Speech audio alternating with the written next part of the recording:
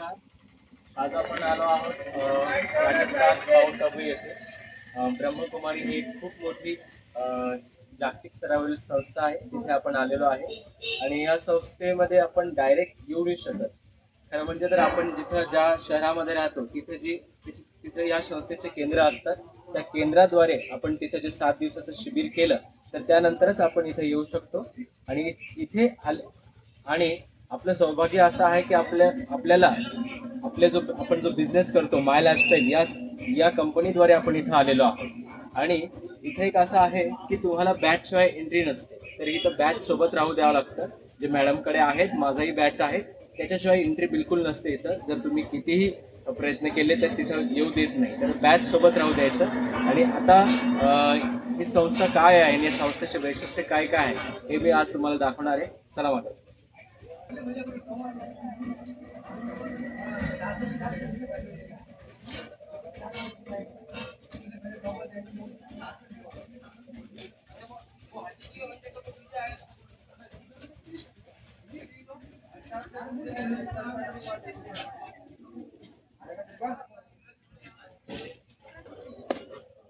तर आतमध्ये आम्ही एंट्री केलेली आहे. हा त्याचा ॲक्च्युली मेन स्पॉट आहे आतमध्ये गेल्यावर. आणि इथं आमची राहण्याची जी व्यवस्था आहे आनंद सरोवरमध्ये केलेली आहे. आणि आता खूप छान इथं एकदम पहिली गोष्ट तर असं आहे की तर स्वच्छता खूप चांगली आहे. जरसं काही झालं, जरसं कुठलाही काही सेशन झाला, कुठलीही काही गोष्टी झाली, तर इथे जे आहेत स्वयंसेवक जे आहेत ते लगेच इथं स्वच्छता करायला तयार असतात. आणि खूप छान आणि निसर्गरम्य वातावरण आहे. खूप मोठा डोंगर आहे. आम्ही जेव्हा रात्री इथं आलो होतो तर आम्हाला ते कळलंच नव्हतं. नंतर आमच्या सरांनी दाखवलं की माझ्या एकदा वरून बघा, ते बघितलं, अरे बापरे काय सुंदर नजारा आहे. सो लेट्स गो, चला. हे बघा, इथे जे आहेत 8 प्रकारचे वेगवेगळे हॉल आहेत. एक प्लॅटिनम हाऊस म्हणून आहे, त्यानंतर प्रभू मिलन हाऊस आहे. तर प्रभू मिलनामध्ये जे असतं ना, इथं चहा, दूध, कॉफी या सर्व गोष्टींची व्यवस्था असते. सकाळी 3:30 ते 7 वाजेपर्यंत हे असतं. त्या टायमिंगमध्येच आपण चहा, दूध, कॉफी जे काही आहे ते घेऊ शकतो. आणि विशेष म्हणजे इथं चहा, दूध, कॉफी जे आहेत ते वेगवेगळ्या याचे आहेत. म्हणजे जसं की काही लोकांना शुगर असते तर तिथं बिना साखरेची पण चहा भेटते, बिना साखरेचं दूध पण भेटतो. आणि त्याच्यानंतर इथे कॉफी पण आहे. त्यानंतर बघा संजय पार्क म्हणून आहे. इथं फिरायलासाठी खूप चांगली जागा आहे. लहान मुलं, मोठे मुलं इथं खूप फिरू शकतात. त्याच्यानंतर दिव्य अनुभूती हॉल, ह्या हॉलमध्ये जे आहेत आपल्याला जे आहेत परमपिता यांचं ज्ञान आपल्याला जे आहेत मोठे मोठे जे स्पिरिच्युअल गुरु आहेत ते देतात. आणि आम्ही ते घेतलं आहे आणि खूप काही गोष्टी आमच्या क्लिअर झाल्यात की परमात्मा कोण असतो, परमपिता काय आहे, त्या गोष्टी पण क्लिअर झाल्यात. आणि त्याच्यानंतर इथं जे आहेत खूप जी छान जी व्यवस्था आहे, ब्रह्मा भोजनालय म्हणून आहे. खरं म्हणजे तरी इथे काय सकाळचा नाश्ता, दुपारचं जेवण आणि रात्रीचं डिनर सुद्धा भेटतो आणि खूप सात्विक जेवण आहे. तर समोर मला दादी गुलजार पार्क पण दिसतंय, तर आपण आता तिथे जाऊन बघूया काय.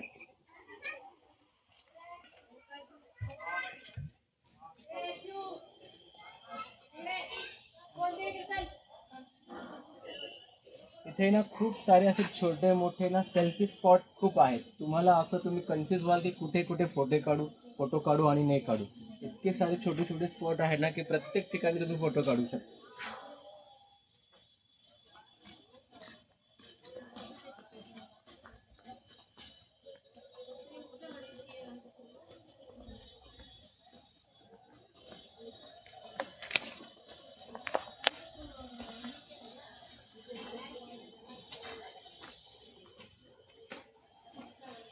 तर मित्रांनो, आता आपण आलो आहोत दादी गुलजार पार्कमध्ये. जसं मी म्हणलं होतं की इथं खूप सारे सेल्फी स्पॉट आहेत.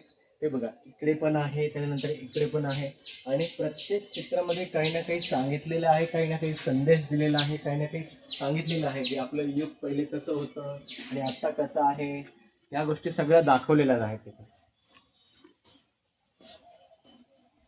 आणि प्रत्येक सेल्फी पॉइंट हे युनिक आहे, कुठेही सेम झालेलं नाही.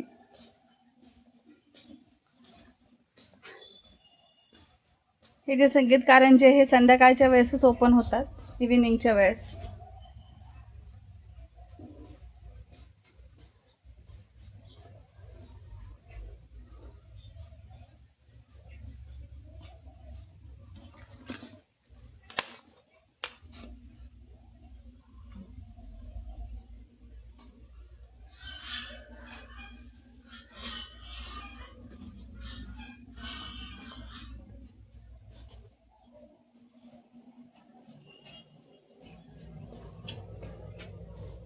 वाव.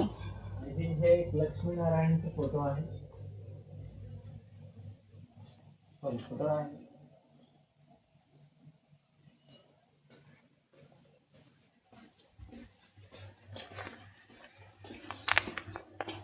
छान असं निसर्गरम्य वातावरण आहे. खूप मस्त आहे.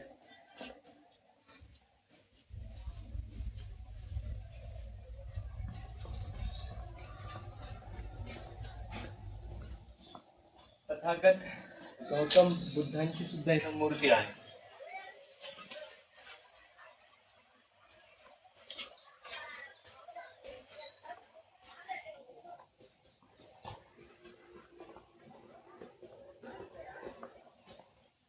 जे सीमेवर लढतात आपले जे जवान आहेत त्यांचे सुद्धा इथं मूर्ती आहे.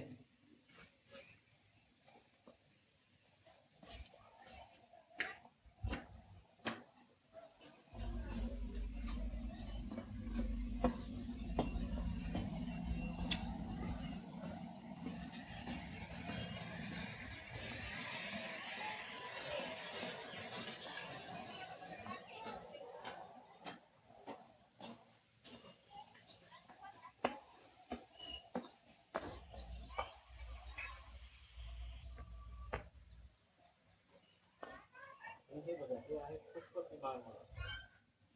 जे आहेत आपण सतयुगामध्ये दाखवलं जातं ते आहे पुष्पक विमान.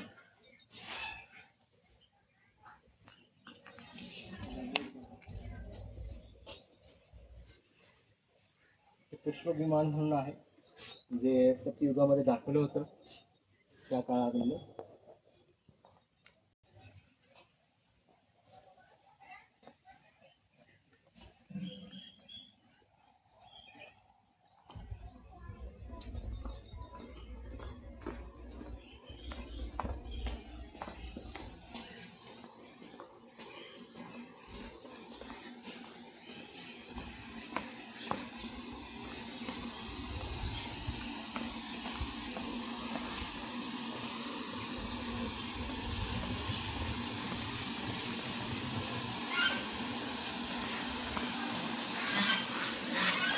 बघा कसं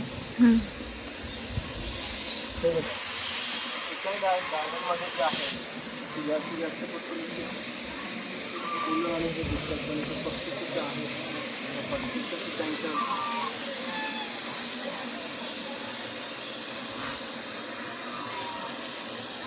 वा सुंदर.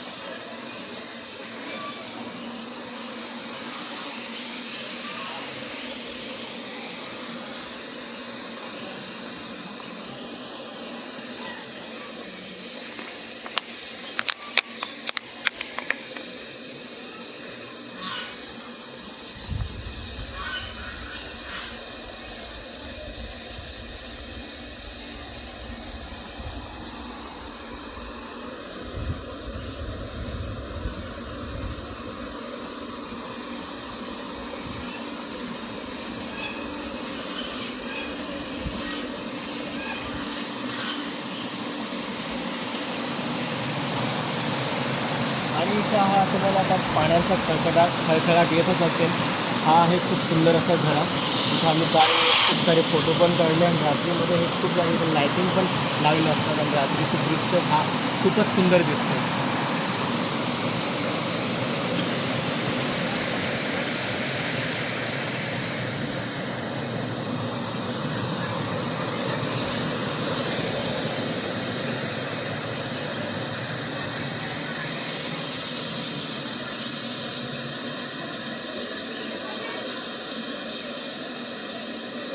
त्यानंतर आपण जर खूप फिरून थोडं दमला असेल आणि सावली पाहिजे असेल तर इथं बसण्यासाठी पण खूप सुंदर असं हे बनवलेलं आहे.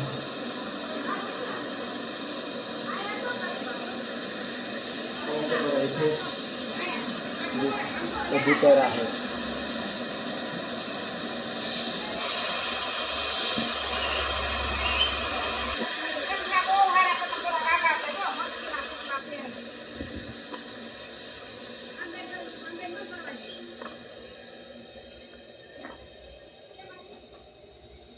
त्यानंतर मला ही पण कलाकृती खूप फार आवडली. जे आहेत तुटलेल्या फरशांसुद्धा इथं यूज केलेले आहेत आणि त्याद्वारे सुंदर पुतळे ते बनवलेले आहेत. म्हणजे कुठलीही गोष्ट वेस्ट होऊ द्यायची नाही, त्याच्यातून ह्या गोष्टी कळत असतात.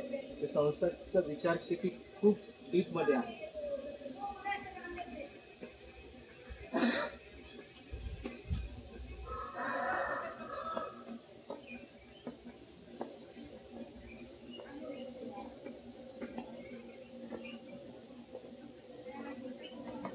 हे बघा, इथलच्या पायऱ्यांना सुद्धा हे जे आहे वेस्ट जे मटेरियल आहे ते लावून पायऱ्या बनवलेल्या आहेत. बघा किती विचार करून बनवलेले आहेत. वेस्ट जाऊ द्यायचे नाही कुठलीही गोष्ट. पण आपल्याला आपण जसं की आमचं घरचं असतं की आपण जसं तुटायला लागलं की आपण म्हणतो जाऊ दे, फेकून दे, काय कामाचं आहे आपलं. पण इथे एवढं वेस्ट जाऊ देत नाही, काही ना काही बनवतात.